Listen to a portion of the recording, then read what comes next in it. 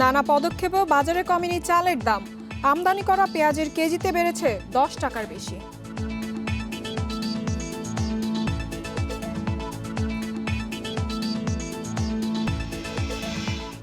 Agent banking এর মাধ্যমে সেবা পৌঁছে যাচ্ছে প্রত্যন্ত অঞ্চলেও। এক বছরে হিসাব বেড়েছে 115%।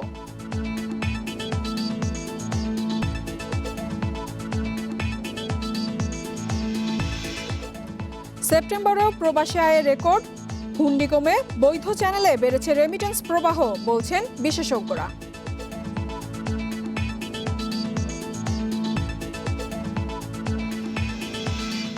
সবাইকে আমন্ত্রণ অর্থনীতি সারাদিনে আপনাদের সাথে আছে আমি ইফাতারা। শুনছিলেন শিরোনাম, এবারে জানাবো বিস্তারিত। রাজধানীর বাজারে এখনো কমেনি চালের দাম, বিক্রি হচ্ছে চড়া দামেই। সপ্তাহের ব্যবধানে আমদানি করা পেঁয়াজের দাম কেজিতে বেড়েছে 10 টাকারও বেশি। স্বস্তি নেই ডিমের বাজারেও, ডজনে দাম বেড়েছে 5 টাকা পর্যন্ত। ছুটির দিনে রাজধানীর কাঁচা বাজারে ক্রেতাদের ভিড় বাড়লেও সুখবর নেই নিত্যপণ্যের দামে। চাল, পেঁয়াজ সহ বেশিরভাগ ভোগ্যপণ্যের দাম চড়া। খুচরা বাজারে সরু চালের কেজি 56 থেকে 62 টাকা, আটাশ জাতের মাঝারি চাল 48 থেকে 50 টাকা, আর মোটা চালের দাম 45 থেকে 48 টাকা কেজি। টিসিবির হিসাবে গত বছরে একই সময়ের চেয়ে চালের দাম বেড়েছে 12.5 ভাগ। সরকারের নানা পদক্ষেপের পরও দাম না কমার জন্য বিক্রেতাদের নানা অজুহাত থাকলেও তা মানতে নারাজ ক্রেতারা। মনিটরিং এর খুবই অভাব, কারণ গভর্নমেন্টের কাছ থেকে আরও মনিটরিং স্ট্রং করতে হবে। স্ট্রং করলে যেই গ্যাপটা আছে এই গ্যাপটা কভার হয়ে যাবে আশা করি। স্টুডেন্ট যারা, তাদের অনেকের টিউশনি ছিল, সেটা নেই। তো এর মধ্যে আবার দ্রব্যমূল্যের দাম বৃদ্ধি অবশ্যই মানুষের জন্য এটা অনেক কষ্টকর হয়ে উঠছে। মেলের দিয়ে যদি রেটে আমরা কম পাই, আনবো আড়তদারের দিকে আমরা আই না, তারপর আমরা বিক্রি করি। এদিকে আবারও কপালে চিন্তার ভাঁজ ফেলছে পেঁয়াজের দাম। বাজার ভেদে দেশি পেঁয়াজের দাম 80 থেকে 90 টাকা কেজি, আর আমদানি করা পেঁয়াজ 80 টাকা কেজি। বিক্রেতারা আমদানি করা পেঁয়াজের সরবরাহ কম থাকার সুযোগ নিচ্ছেন বলে অভিযোগ ক্রেতাদের। বাজারটা এখন বেশি আছে। আমি গত 15 দিন আগে বাজার নিয়ে ইন্ডিয়ান পেঁয়াজ নিয়ে গেছিলাম 62 টাকা কেজি, আজকে আমার নিতে হচ্ছে 78 টাকা কেজি। সস্তা আমিষ হিসেবে জনপ্রিয় ডিম কিনতে গিয়েও ভোগান্তিতে পড়ছেন ভোক্তারা। 5 টাকা বেড়ে ফার্মের মুরগির ডিমের দাম দাঁড়িয়েছে 110 থেকে 115 টাকা dozen. Shahid Ahmed, independent news, Dhaka. Agent banking এর সুবাদে প্রত্যন্ত অঞ্চলে বসেই ব্যাংকিং সেবা পাচ্ছে সাধারণ মানুষ। হিসাব খোলা, বেতন ও বিদেশ থেকে পাঠানো টাকা তোলার জন্য ছুটতে হচ্ছে না দূর দূরান্তে। তাই জনপ্রিয়তা বাড়ছে এজেন্ট ব্যাংকিং এর। গত এক বছরে এই সেবায় হিসাব বেড়েছে 115%। আর্থিক অন্তর্ভুক্তি বাড়ানোর লক্ষ্যে ব্যাংকিং সেবা প্রসারিত করতে 2013 সালে এজেন্ট ব্যাংকিং কার্যক্রমের অনুমোদন দেয় বাংলাদেশ ব্যাংক। এরপর দ্রুত জনপ্রিয় হয়ে ওঠে এই সেবা। বিভিন্ন বাণিজ্যিক ব্যাংকের এজেন্ট হয়ে প্রত্যন্ত এলাকাগুলোতেও ব্যাংকিং সেবা দিচ্ছেন অনেকে। হিসাব খোলা, টাকা তোলা, জমা দেয়া, বিল পরিশোধের মতো সেবার জন্য ব্যাংকের শাখায় ভিড় করতে হচ্ছে না গ্রাহকদের। করোনার পরিস্থিতিতে অনেক ব্যাংকের শাখা বন্ধ থাকলেও খোলা ছিল এজেন্ট আউটলেট। এটা হতে আমাদের খুব সুযোগ সুবিধা বেড়ে গেছে, আমাদের সময় বেঁচে যাচ্ছে। আমাদের এটা কিন্তু সকাল 8টা থেকে রাত 10টা পর্যন্ত চলে। ইভেন এমন যদি কারো খুব দরকার হয়, আমাদের অফিস আওয়ারের বাহিরেও আমরা এই সেবা দিয়ে থাকি। ব্যাংক খাত সংশ্লিষ্টরা বলছেন, এজেন্ট ব্যাংকিংয়ের মাধ্যমে স্বল্প খরচে প্রত্যন্ত এলাকাগুলোতেও পৌঁছে দেওয়া যাচ্ছে ব্যাংকিং সেবা। এতে একদিকে যেমন ব্যাংকগুলোর পরিচালন ব্যয় কমছে, তেমনি তৈরি হচ্ছে নতুন নতুন উদ্যোক্তাও। আজকে সারা বাংলাদেশে আমি যদি ব্যাংক ব্রাঞ্চ করতে যাই, এটা কিন্তু অনেক কস্ট ইনভলভমেন্টের ব্যাপার আছে। সেখানে আমার রেন্টাল বাড়ি ভাড়া করতে হবে, আমার লোকজন নিয়োগ করতে হবে। পোস্ট কোভিডে কিন্তু সবাই চাবে যে কস্ট ইফেক্টিভ ওয়েতে কীভাবে কম খরচে গ্রাহক সেবা দিতে পারা যায়। বিশ্লেষকরা বলছেন, নতুন ধারার এই ব্যাংকিং সেবায় জমাকৃত অর্থকে বিনিয়োগে রূপ দেওয়াটাই এখন বড় চ্যালেঞ্জ। পাশাপাশি ঝুঁকি দিকগুলোতেও নজর রাখার পরামর্শ তাদের। মাইক্রো ফাইন্যান্সগুলোকে যদি এজেন্ট ব্যাংকিং এর সাথে যুক্ত করে দেওয়া যায়, তাহলে কিন্তু আরো বেশি বিনিয়োগ বাড়বে। আমি ব্যাংকগুলোর কাছে একটা অনুরোধ রাখবো যে তারা 1% কমিশন দেয় ঋণের ক্ষেত্রে, আর 2% কমিশন দেয় ডিপোজিটের জন্য। আমার মনে হয় যে এটা সমান সমান করে ফেলা উচিত। বর্তমানে 28টি ব্যাংক এজেন্ট ব্যাংকিং কার্যক্রম পরিচালনা করছে। সারা দেশে রয়েছে ব্যাংকগুলোর 8764 এজেন্ট। আর মোট আউটলেটের সংখ্যা 12,449টি। Shamim Ahmed, independent news, Dhaka. Agent banking নিয়ে আলোচনা করতে আমাদের সাথে যুক্ত হয়েছেন Bangladesh Institute of Bank Management BIBM এর অধ্যাপক শাহ মোহাম্মদ আহসান হাবিব। স্যার, আপনাকে স্বাগত জানাচ্ছি আমাদের সংবাদে। আমরা জানি যে এখন পর্যন্ত এজেন্ট ব্যাংকিংয়ে বাংলাদেশের বেশ অগ্রগতি হয়েছে এবং সামনে আরও কাজ করার রয়েছে। তো কোন কোন খাতে কাজ করা প্রয়োজন বলে আপনি মনে করেন এই সেবায়?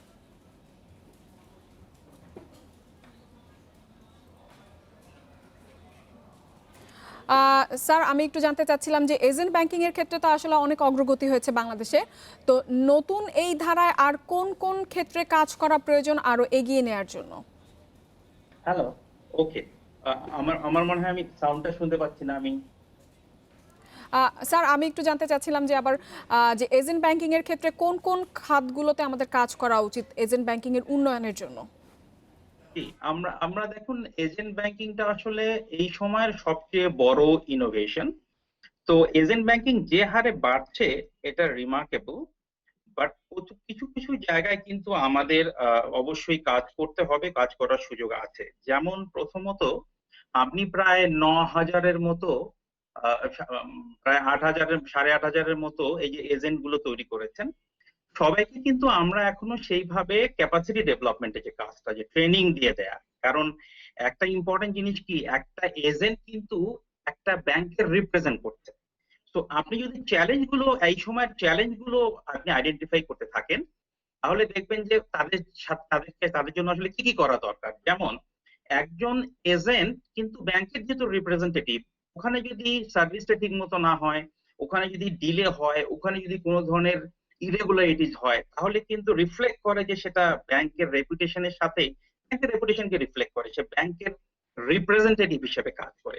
সুতরাং সবচেয়ে বড় যে কাজটা আসলে একটা হলো যে এজেন্টদের সিলেকশনের সময় you have to be very very careful. আর সেকেন্ডলি, তাদের কিন্তু কন্টিনিউয়াস ক্যাপাসিটি ডেভেলপমেন্টের মধ্যে রাখতে হবে।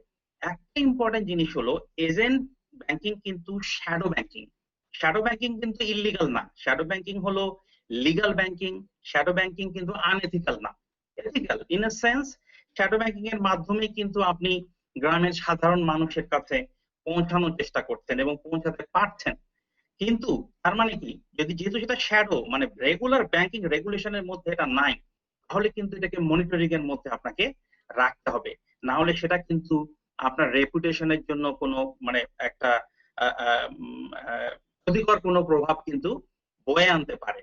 যেমন ধরেন, এই রেগুলেশনটা যদি আবার সেন্ট্রাল ব্যাংক খুব স্ট্রিনজেন্ট রেগুলেশন করার চেষ্টা করে আপনার এজেন্ট গুলোকে, তাহলে কিন্তু দেখা যাবে যে এই যে ইজিলি আপনি উইমেনদের কাছে পৌঁছাতে পারছেন। 50% মতন অ্যাকাউন্ট আপনার মহিলারা কিন্তু এজেন্ট অ্যাকাউন্ট তারা হোল্ড করে, যেটা রিমার্কেবল জিনিস।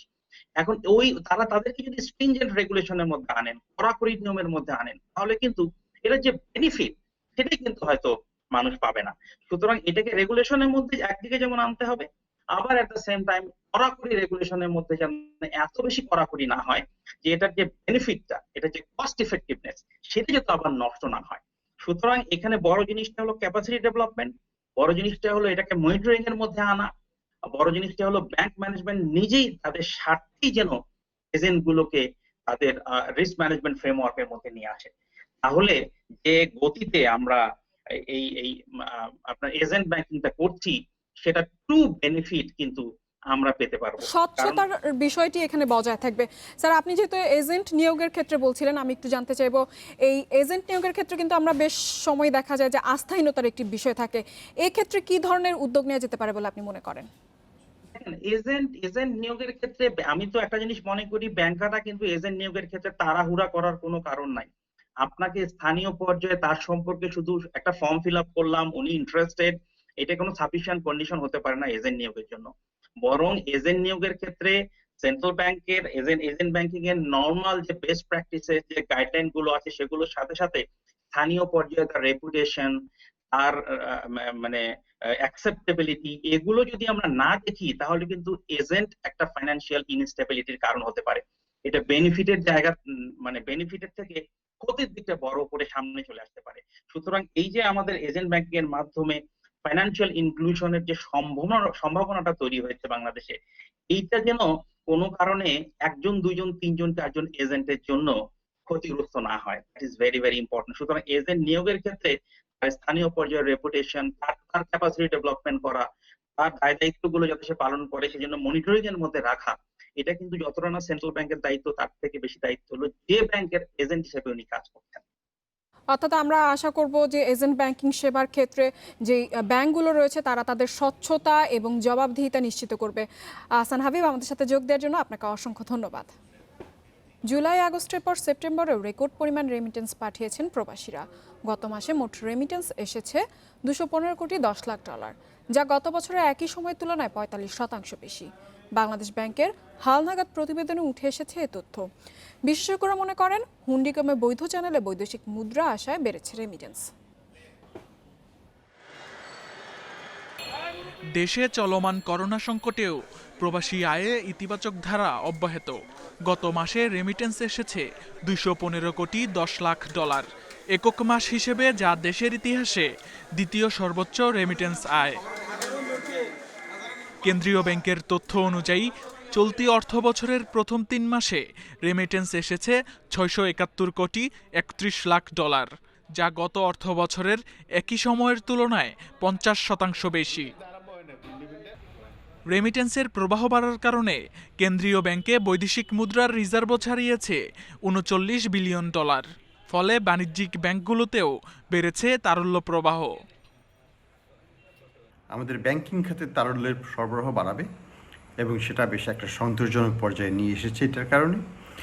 দ্বিতীয়ত আমরা দেখছি যে আমাদের রিজার্ভ লেভেল যেটা বাড়ছে সেটা আরও বাড়তে থাকবে। রিজার্ভ বাড়ার দুটো কারণ, একটা হচ্ছে রেমিটেন্সের প্রবাহ, আর একটা হচ্ছে ইম্পোর্টের কম হওয়ার কারণে। অর্থনীতিবিদেরা বলছেন প্রবাসীদের পাঠানো টাকার বিপরীতে 2% প্রণোদনা রেমিটেন্স প্রবাহ বাড়ার অন্যতম কারণ। পাশাপাশি দীর্ঘদিন বিমান চলাচল বন্ধের কারণে হুন্ডি কমে যাওয়ায় বেড়েছে ব্যাংক চ্যানেলে বৈধ রেমিটেন্স প্রবাহ।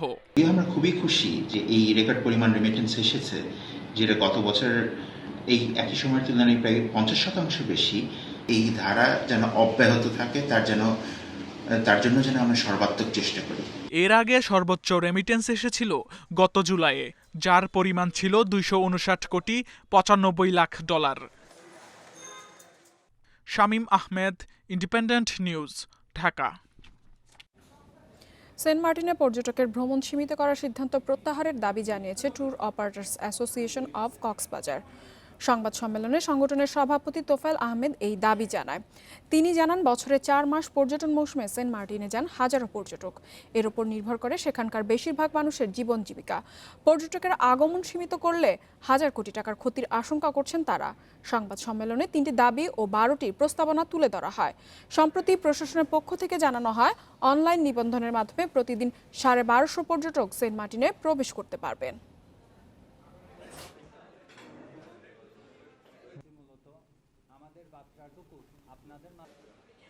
ফরেনার পর্যটক যদি আসে তাদের জন্য সেবা চার্জ বা ভ্রমণ কর আরোপ করতে পারে অন্যান্য দেশের মতো, এবং তাদের রেজিস্ট্রেশন হতে পারে।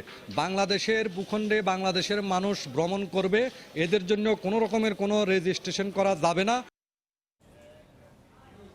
30,000 কর্মী ছাঁটাইয়ের ঘোষণা দিয়েছে 2 মার্কিন এয়ারলাইন্স। এর মধ্যে আমেরিকান এয়ার 19,000 এবং ইউনাইটেড এয়ার 11,000 কর্মী ছাঁটাই করেছে। করোনার কারণে আর্থিক সংকট মোকাবেলায় এই সিদ্ধান্ত নিয়েছে তারা। করোনার ক্ষতি মোকাবেলায় সরকারি প্রণোদনার একটি প্রস্তাব মার্কিন কংগ্রেসে আটকে যাওয়ায় এই সিদ্ধান্ত নিতে বাধ্য হয় 2 এয়ারলাইন্স কোম্পানি। কর্মীদের যাতে ছাঁটাই করা না হয় সেজন্য মহামারী শুরুর পরই মার্কিন সরকারের পক্ষ থেকে বড় আকারের প্রণোদনা দেওয়া হয়েছিল এয়ারলাইন্স খাতে। ত্রাণ এবং অর্থনৈতিক সুরক্ষা আইনের অংশ হিসেবে বছরের শুরুতে এই প্রণোদনা দেওয়া হয়। এতে শর্ত ছিল 1 অক্টোবর পর্যন্ত কর্মী ছাঁটাই করা যাবে না। এদিকে মার্চ থেকে এ পর্যন্ত যুক্তরাষ্ট্রের ই-কমার্স ভিত্তিক প্রতিষ্ঠান অ্যামাজনের 19,816 জন কর্মী করোনায় আক্রান্ত হয়েছেন।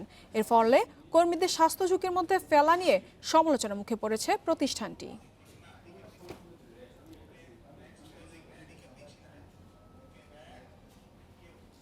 আর এই ছিল অর্থনীতি সারাদিনের আজকের আয়োজনে। ইন্ডিপেন্ডেন্ট টেলিভিশনের সব খবর আরও জানতে চোখ রাখুন ফেসবুক, ইউটিউব এবং টুইটারে। আমন্ত্রণ আমাদের পরের আয়োজনে।